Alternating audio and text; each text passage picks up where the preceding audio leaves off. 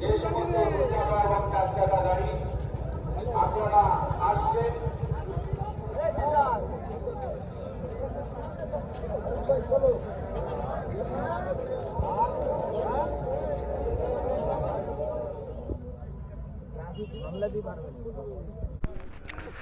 প্রিয় দর্শক, আমি এখন যাচ্ছি বিশ্ব ইজতেমা হচ্ছে তো হুগলির পুইনানে। তো যাচ্ছি, রাতে বের হয়েছিলাম আরামবাগ থেকে, প্রচণ্ড জ্যাম। তারপর এখন বিশ্ব ইজতেমা স্থল যেটা যাওয়ার পথটা এখন এই মুহূর্তে একটু ফাঁকা ফাঁকা হয়েছে, কারণ যারা এসেছেন তারা তো রয়েছেন, কিন্তু এখনও মানুষ যাচ্ছেন। এটা একটা বড় ব্যাপার। আজকে আখেরি মানাজাত হবে, আজকে তো শেষ, কিন্তু মানুষ এখনও আসছেন। মানে এখন যে ফজরের যে নামাজ হবে সেই নামাজ পড়ার জন্য আসা, তার সঙ্গে যে দোয়া হবে আজকে শেষ দোয়া, সেই দোয়া করে মানুষ যেতে চাইছেন। তো সেই জন্যে আসছেন 2, 3, 4 পুরো দমে হয়েছে প্রোগ্রাম, আজকে শেষ। এবং অনেক আগে থেকেই লোকজন আসছিলেন, কারণ এখানে যে অস্থায়ী মসজিদ আছে বা নামাজ পড়ার যে জায়গা, সেটা অনেক দিন আগেই তৈরি হয়ে গেছিলো। তো সেই মতো করে আসছিলেন। আমি শুধু ভাবছি যে মুসলিম সমাজের এই যে ইজতেমা, এটাকে ঘিরে এতটা আবেগ, মানে রাস্তাতে প্রচুর যানজট, ঠান্ডা, কি খাবেন, কোথায় থাকবেন অত আগে থেকে বলা মুশকিল। খুব যে বিরাট কিছু ব্যবস্থাপনা তাও না, সরকারি যে বিরাট সাহায্য সহযোগিতা আছে সেটাও বলা যাবে না, কিন্তু তা সত্ত্বেও আশা বিশ্ব ইজতেমা, বিশ্বের বিভিন্ন প্রান্ত থেকে লোকজন এসছেন। মুসলিম সমাজের লোকেরা এই বাংলার বিভিন্ন প্রান্ত থেকে এসছেন, আর আমাদের জেলা হুগলিরই এই অংশে হচ্ছে। তো আমি আর কি একটু দেখতে এলাম যে কি হচ্ছে দেখি, শেষ দিন যেহেতু। তো সারা রাত জাগা, আরামবাগ থেকে খুব বেশি দূর না, কিন্তু ঢুকতেই সমস্যাটা বেশি হয়েছে। তো চলুন, এখন একটু ফাঁকা ফাঁকা, ভোর হয়ে গেছে। তো আমি যাই স্টেজের কাছাকাছি বা যেখানে মেন জায়গা, এখন পুরো মাঠ দিয়ে হাঁটছি। রাস্তা দিয়েও যাওয়ার রাস্তা আছে, কিন্তু ওটা একটু লেন্দি হবে। শর্টকাট মানে মাঠের মাঝখান দিয়ে হাঁটলে শর্টকাট আর কি, অল্প সময়ের মধ্যে যাওয়া যাবে। তো সেই জন্যে হাঁটছি, কিন্তু যা জমির অবস্থা দেখছি, কত মানুষ যেখানে এসছেন, জমি কাদা আর মাটি পুরো একদম রোলার চালিয়ে দেওয়ার মতো হয়ে গেছে, শুধু মানে মানুষের পায়ে পায়ে। দেখতে পাচ্ছেন সব প্রচণ্ড ঠান্ডা, তার মধ্যেও যাওয়া। তো সেই জন্যে মানুষ এবারে জ্যাকেট পরে, মাফলার জড়িয়ে, টুপি পরে সবাই যাওয়া। খারাপ লাগছে না, ভালোই লাগছে। আর যারা আসেন তাদের মধ্যে একটা আলাদা ভাবনা, আলাদা একটা আধ্যাত্মিকতা, একটা বিশ্বাস আছে, সেই জায়গা থেকে আসে আর কি, যে ঠান্ডা তো কী হয়েছে।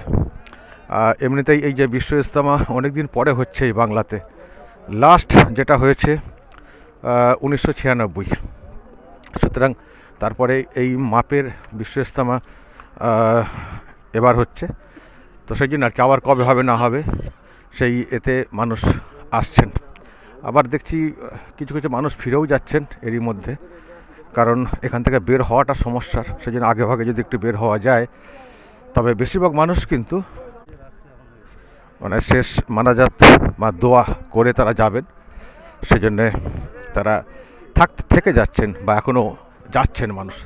দেখছেন প্রচণ্ড কুয়াশা, রাস্তাতে লাইট আছে বটে, কেউ দেখা যাচ্ছে না, প্রচণ্ড কুয়াশা।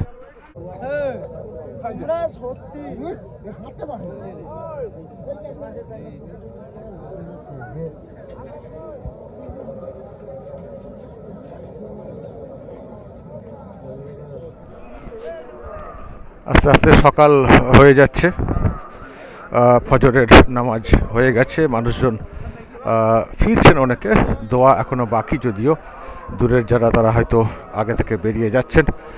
মূল যে মানে প্যান্ডাল যদি বলি আর কি, সেট করা বা মঞ্চ, সেটা সামনে দেখতে পাচ্ছেন, কিন্তু তার বাইরেও প্রচুর মানুষ ছিলেন, বিকল্পভাবে তারা কিন্তু ছিলেন, কারণ সবাই, এত মানুষের ভিড়, যেটা অনেকে বলছেন যে ভাবতেই পারা যায়নি যে এত মানুষের ভিড় এই বিশ্ব ইজতেমাতে এবার হবে।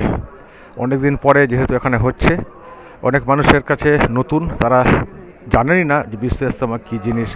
এটা যে বিশ্বের মুসলিমদের একটা মহান মিলন ক্ষেত্র এবং ধর্মীয় চর্চা, একসঙ্গে নামাজ আদায় করা, এটা অনেকেরই কৌতূহল নিয়ে দেখতে আসা। আর যারা জানেন তারা তো তাদের বিশ্বাসের জায়গা থেকে আসছেন। সব মিলিয়ে একটা বিরাট ভিড়, যেটা অতীতের রেকর্ডকে ছাপিয়ে গেছে। দেখতে পাচ্ছেন ওই যে সামনের অংশটা, ওখানে ঘেরা, সামনে স্টেজ আছে, কিন্তু তার বাইরেও প্রচুর মানুষের ভিড়। তারা এই খোলা আকাশের নিচেই রাত কাটিয়েছেন, নামাজ আদায় করেছেন। শুধুই লোকে লোকারণ্য। আমি ভিতরের অংশটা দর্শক খানিকটা দেখাচ্ছি। এইভাবে পুরো লম্বা প্যান্ডেল, লম্বা একটা জায়গা, যেখানে তিল ধারণের জায়গা নেই, যেটুকু বলতে পারি। প্রচণ্ড ভিড় হয়েছে, প্রচণ্ড ভিড়। আর এই যে সামনের অংশটা, ওটা হচ্ছে মূল স্টেজ।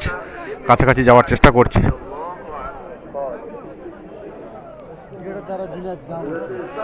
দর্শক, এই হচ্ছে মূল যে স্টেজ, যে মঞ্চ, সেই ভিতরে আমরা ঢোকার চেষ্টা করছি। দেখুন, ভোর হয়েছে জাস্ট, ফজরের নামাজ হয়েছে, মানুষ কিন্তু বক্তব্য শুনছেন।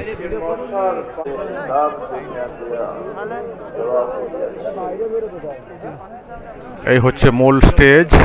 এবার শ্রোতা যারা আছেন তারা এদিকে শুনছেন। আজকে শেষ, কিন্তু মানুষের আবেগ যেন শেষ হচ্ছে না।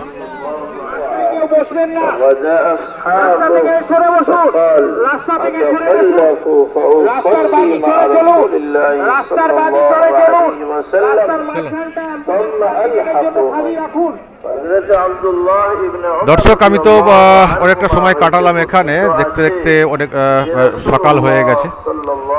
তো বেশ কতগুলো উপলব্ধি হচ্ছে যে এত মানুষের ভিড়।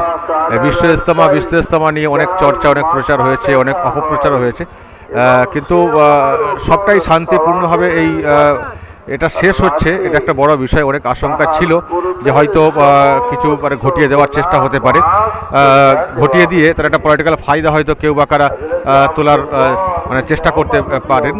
তো সেই জায়গা থেকে বলবো যে না, সেরকম বড় কিছু ঘটনা ঘটেনি, শান্তিপূর্ণভাবেই পুরো প্রোগ্রামটা শেষ হচ্ছে। কিন্তু একটা কথা বলবো দর্শক, সেটা হচ্ছে যে ব্যবস্থাপনায় কিন্তু অনেক খামতি আছে বলতে, যারা করেছেন তাদেরকে দোষ দিলে হবে না। তারা অনেকটাই করেছেন, নিজেদের উদ্যোগে করেছেন, কিন্তু সব টার্গেটকে ছাপিয়ে গেছে যে ভিড়টা এখানে হয়েছে। কিন্তু আমি শাসক বা সরকারের ব্যাপারে কয়েকটা কথা বলতে চাই। আমি যেটা শুনছিলাম না, যে শাসক বাহিনী নাকি প্রচুর চেষ্টা করছে ভালো ব্যবস্থাপনা করার জন্যে, কিন্তু কোথায় কি, সে তো কিছুই দেখলাম না। ফিরহাদ হাকিম বা ফুরফুরা শরীফের কাসেম সিদ্দিকী, তারা নাকি প্রচুর চেষ্টা করেছেন এটাকে করার জন্য, কিন্তু কোথায়, ব্যবস্থাপনায় এত খামতি কেন? আজকে যখন এখানে গঙ্গাসাগর মেলা হয় বা আরও অন্য কিছু আয়োজন করা হয়, সেখানে সরকার শাসক কত উদ্যোগ নেয়। আমি কাউকে হিংসা করছি না, আমি বলছি আর কি, জাস্ট তুলনা করছি যে সেখানে কত উদ্যোগ, কত ব্যবস্থাপনা, আর এখানে তো কিছুই সে অর্থে নেই। কারণটা কি? ওই দিদিমণির ছবি এখানে লাগাতে দেওয়া হয়নি বলে তাই গোসা, রাগ? দিদিমণির ছবি থাকলে তবেই কি সব রকম ব্যবস্থা করা হতো? যেটুকু হয়েছে এখানে, যা শুনছি, এখানে যারা রয়েছেন কমিটির লোকজন, যারা উদ্যোক্তা, তারাই এটা করেছেন, তাদের মতো করে যতটা করতে পেরেছেন করেছেন। বাকি যারা এসছেন তারা তাদের মতো করে সব ভলেন্টিয়ারি সার্ভিস দিয়েছেন এবং ব্যবস্থাপনাটাকে তারা এগিয়ে নিয়ে গেছেন। কিন্তু সরকার প্রশাসন, ওই পুলিশ কিছু দেখলাম রাস্তায় দাঁড়িয়ে রয়েছেন, কিন্তু বাদবাকি কোথায়? ওই যে দিদিমণির ছবি নেই, প্রচার নেই, দিদিমণিকে উঠতে দেওয়া হবে না, হয়তো নিশ্চয়ই চেষ্টা হয়েছিল, নেতা মন্ত্রীরা বক্তব্য রাখতে পারলেন না, সুযোগ নেই, সেই জন্য কি ব্যবস্থাপনাও কিছুই নেই? আজকে আবারও বলছি, অন্য প্রোগ্রাম হলে তো কত কি হয়ে যেত, তাই না? আর যাদের ভোটে সরকারটা টিকে রয়েছে, মুসলিম ভোট, সেই মুসলিমদের এত বড় একটা প্রোগ্রাম এতদিন পর এখানে হচ্ছে, বিশ্ব ইজতেমা, তো সেখানে কোথায়? শুধু ভোট চাওয়ার বেলায় ঠিক আছে, নাকি আবার এটা ভাবছেন যেখানে আবার বেশি কিছু করলে যদি আবার নজর লেগে যায় হিন্দুদের, আবার যদি তারা আবার প্রশ্ন তুলেন যে বিশ্ব ইজতেমা হচ্ছে, সেখানে এত সাহায্য, তার মানে তো মুসলিমদের সরকার, সেই ভয়ে কি সেই দাগ যাতে না লেগে যায়, সেই জন্য কি এড়িয়ে যাওয়ার চেষ্টা? ধরি মাছ নাচুই পানি। ভালোই আছেন, চালিয়ে যান। আমি জানি না বাংলার মুসলমানরা সবাই কবে বুঝবেন যে এই শাসক কী হবে, মাথায় বেল ভেঙে খেতে চাই, টুপির ওপরে টুপি পরিয়ে খেতে চাই, শুধু ক্ষমতা ভোগ করবে শাসকের এই মানে মুসলিম সম্প্রদায়ের ভোট নিয়ে, ব্যাস তারপরেই কাজ ফুরালেই পাজি, কাজের বেলায় কাজই, কাজ ফুরালেই পাজি। মানে এটা বুঝতে শিখতে হবে, এটা বুঝতে শিখতে হবে, কারণ এত বড় একটা প্রোগ্রাম। তবে এটুকু আবারও বলি শেষে, দারুণভাবে কিন্তু এই প্রোগ্রামটা শেষ হলো, খুব সুন্দরভাবে শেষ হলো, কোথাও অশান্তি কিছু হয়নি, সবটাই নিজেদের উদ্যোগে হয়েছে, নিজেরাই সব মানে ভলেন্টিয়ার সেজে ব্যবস্থাপনা করেছেন। কিছু দালালি করার চেষ্টা হয়েছিল তৃণমূলের কিছু অংশের তরফ থেকে, কিন্তু সেটা খুব একটা টিকেছে বলে আমার মনে হয় না, টিকেছে বলে আমার মনে হয় না। যেটুকু যা হয়েছে সবটাই মুসলিম সম্প্রদায়ের লোকজনদের উদ্যোগে সম্পন্ন হয়েছে, তাদের ঐক্যবদ্ধ চেষ্টাতে। এটুকুই। কোনো শাসককে যদি কেড়ে নেওয়ার চেষ্টা করে তাহলে বলবো ওই আর কি, জোর করে ক্রেডিট নেওয়ার চেষ্টা, তাদের কোনো অবদান এর মধ্যে আছে বলে আমার অ্যাটলিস্ট মনে হয়নি। অনেক মানুষ এখানে এসছেন, কষ্ট পেয়েছেন ব্যবস্থাপনার খামতির কারণে, তারা আবার মানিয়েও নিয়েছেন যে এটা তো আমাদের কি করতে হবে, আমাদের জন্য এখানে কে আছে, কেউ তো নেই এখনো পর্যন্ত সেই অর্থে, শুধু ভোট নেবার জন্য লোকজন রয়েছেন। সবাই বাড়ি ফিরছেন দর্শক, আমিও বাড়ি ফিরবো।